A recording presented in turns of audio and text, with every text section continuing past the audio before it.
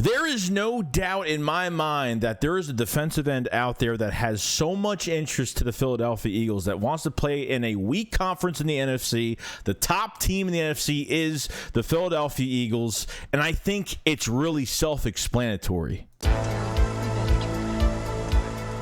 I've seen enough horror movies to know any weirdo wearing a mask is never friendly.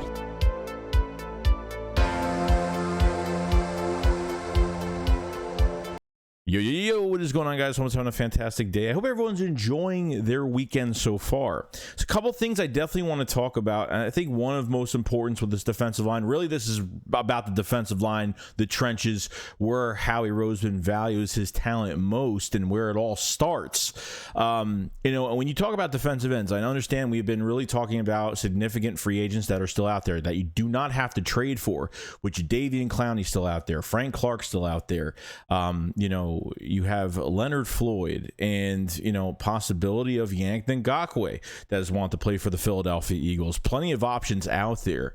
And when we really look at the whole situation, there's they could have plenty of interest that's on the DL right now that the Eagles aren't showing to the media how much interest they do have behind the scenes. This could be a wait and see approach to see what they really have by training camp. I know defensive end looks pretty good right now, but I mean, why not add another pass rusher?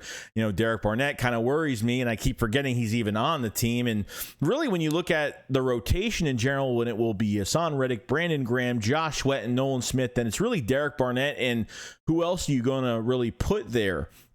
Is it going to be Kyron Johnson? Is it going to be Patrick Johnson? About Kyron Johnson obviously was an outside linebacker for the Eagles, but wouldn't mind at least trying him out at defensive end if they really wanted to. But theoretically, with Leonard Floyd, I think it's very interesting. Now, Leonard Floyd does have Sean Desai connections. Now, when I kind of looked at obviously when he was drafted, 2016, he was drafted by the Bears, and obviously Sean Desai didn't become the defensive coordinator for the Bears until he was 21, but he was a apprentice under Vic Fangio. He was the defensive quality control guy for a few years before he became defensive coordinator.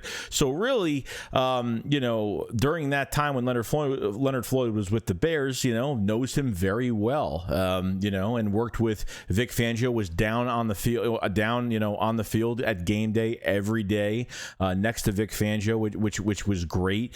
You know what I mean? So obviously, there's a lot of connections there. And I think it would make the most sense because they know the player really well, know the strengths, weaknesses, and what he could bring to the team. And obviously, Leonard Floyd obviously could play outside linebacker as well. And we know that, Sean Desai might be using Nolan Smith in multiple ways, and Hassan Reddick in multiple ways, which I think he will do hopefully a good job in, between coverage and being an edge rusher. Obviously, I'm more interested in the edge rushing part of things, but creating ways to get pressure on quarterbacks is the most important thing.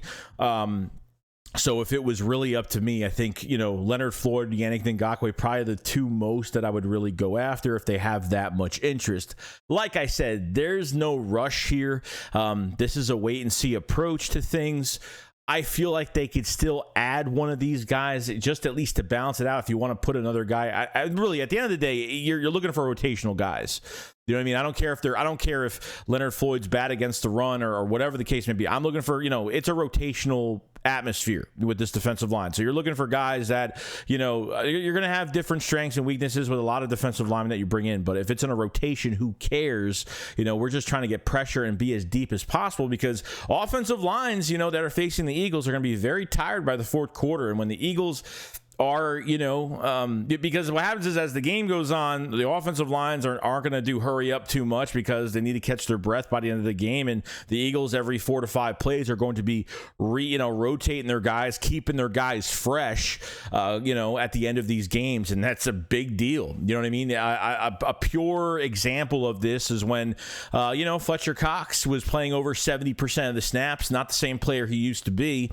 Jordan Davis got hurt. They brought in 2 more guys, and his snaps went from 70% or over that down to 35 to 45%, which is actually pretty good. So more of a rotation. You keep these guys more fresh, which is a great thing. So another thing they could do is if they really have no interest in these defensive ends, this would be interesting too, because if you guys remember, Milton Williams and Kadarius Street that they got, from the Saints, both of those guys could play on the outside, especially Kadarius Street, if I'm saying his name wrong. He could play on the outside as well. He could play defensive tackle and defensive end. So you have guys that, you have defensive tackles that could play, outside and inside if needed. You know what I mean? So I think Milton Williams has really been showing, I don't think he'll ever be a starter, for this team. He's more of a rotational guy, but has really, showed a lot the past few years so far. And Kadarius Street, like he'll probably be a guy that gives you probably 3 to 5 sacks for the year, maybe even more than that as a pass rusher. Not too bad against the run. He's a nice balanced defensive lineman. So if they really don't want to go this route and they feel like they don't need, they could just switch guys and maybe switch guys around. Sorry, my allergies are kind of going crazy today.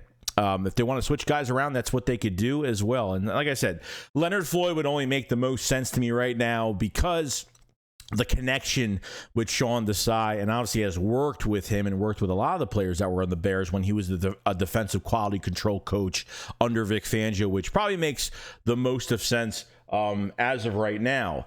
So that's it with the defensive ends. And I think, like I said, I think it's between Yannick Ngakoue, that doesn't want to play for, that doesn't want to get paid, is not worried about getting paid a lot of money. He just wants a home. He wants to not be, he was with the Ravens for 2 years and the Colts and this team, you know what I mean? So he really wants to find a place where he could be there, just for a couple years or, maybe a 2-year deal, something like that. And, Leonard Floyd, they're obviously 9.5 sacks, 9 sack seasons in two years, 9 sacks last year, 9 sacks the year before that. So still a very productive player in the league. Him and Yannick are very productive.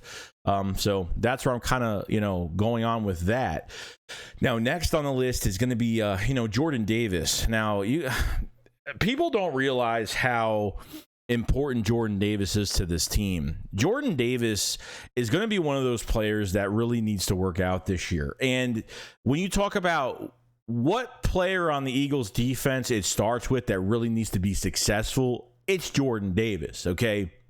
Not only are you getting a guy that last year was a top 13 defensive tackle last year against the run and then got that high ankle sprain, and that's when they signed Linval and Sue, and he missed a lot of time, and then Jordan Davis missed some time. He came back and the depth was fantastic at defensive tackle, and I think going into this year the depth is even better. Jordan Davis will start this year, there's no doubt about it. He will be first in rotational, probably, I'm hoping, next to Jalen Carter. Hopefully they put Fletcher Cox in the second rotation, most likely, because I think Jalen Carter is going to literally explode. Pause, but you know what I mean. This is the guy that's that's welcoming the double teams. That's going to free up these defensive ends and give those defensive ends those one-on-ones. Give those, give the defensive tackle next to him a one-on-one, because most likely 9 out of 10 times out of the game, it's going to be Jordan Davis getting double teamed at the end of the day. So, I think, like I said, he is the most important player on this team that needs to work out. You know what I mean? So when you have 2 defensive tackles and none of them are commending a double team at all, you're going to have an issue in these games.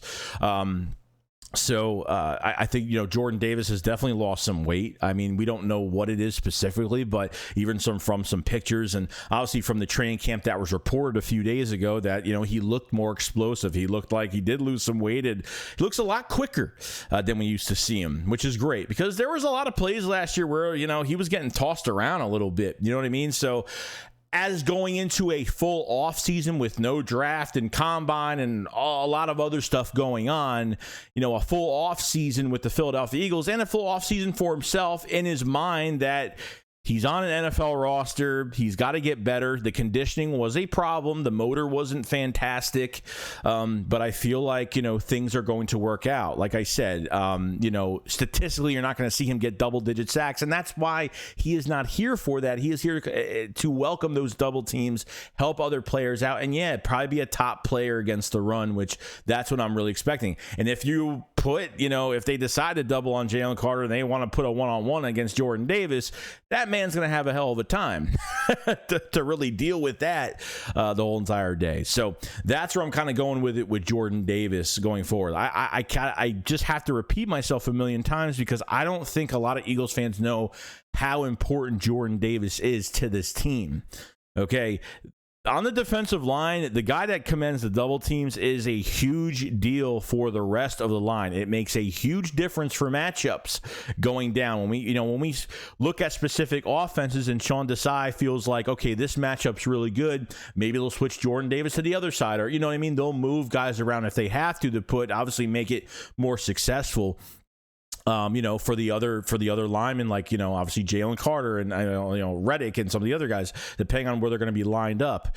But it was, I was very happy we drafted him. And I feel like, a lot of people were saying he was lazy. He was maybe he was overweight in college. Maybe he was 365, something like that. So obviously he lost like 20 pounds going to the combine. And then, he's a rookie, man. I'm not expecting first round pick rookies, to do a lot in their first year. I usually give them until really see year 2 is where they should really flourish. If you're a first round pick, year 2, you should really flourish.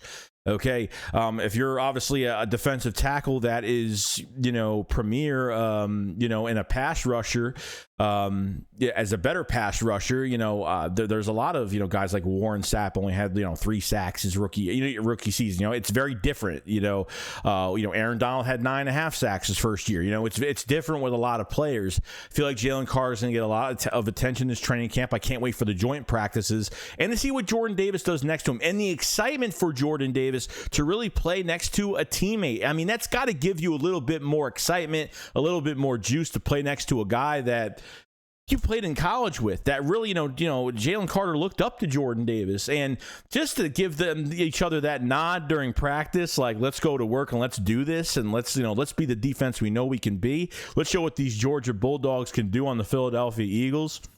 That's what's going to be the most exciting and most important thing that happens here. And I can't wait for it. But like I said, I don't think a lot of Eagles fans, Eagles fans just see him as a defensive tackle. Like he's just, if he works out, he works out. If he doesn't, he doesn't. He needs to work out this year because then it's going to be a problem. It's going to be a big problem. And he's got to stay healthy. That's another thing too. And, the Eagles have been, health-wise for the Eagles, they've been doing pretty good. Obviously, they have the most out of, I think, 2 teams. They're one of the 2 teams that have I think one of 2 or one of 3 teams, I forgot, that do the short OTAs. They didn't do early OTAs. The OTAs were a lot shorter for them, and I'm perfectly fine with that. That's Nick Sirianni's rule, and to make sure these guys don't get injured, and you don't have to go crazy too much early in this process right now. You don't even have full pads on yet, so you don't have to go nuts right now into the off season. But yes, after some little bit more of OTAs next week, and then really after that, the Eagles will be off, the players will be off until training camp, and then we're going to find out how much these guys have got far. We have the joint practices against the Colts and the Bears, which should be a lot of fun. I'm expecting some of these guys to have some playing time during these preseason games. Not a ton. If you're, some guys just have to play because, depth-wise for the defensive line, some guys just have to play regardless. But I'm very excited for it. I think this defensive line is going to be probably the best. I think it could be historic this year, as much as it could have been more historic last year and breaking a lot of records last year, especially for franchise history. I think they could do a lot better. And with Sean Desai in the building, we haven't seen anything yet. I'm going to put my trust in him because we really have no choice. But hopefully, turning a Bears defense in 2021 that really had so much less talent. This is going to be the best defense personnel-wise that Sean Desai has ever had, and I hope he takes advantage of it and actually uses his brain during these games. And I think we're really, the pit of my stomach says I feel really good about it.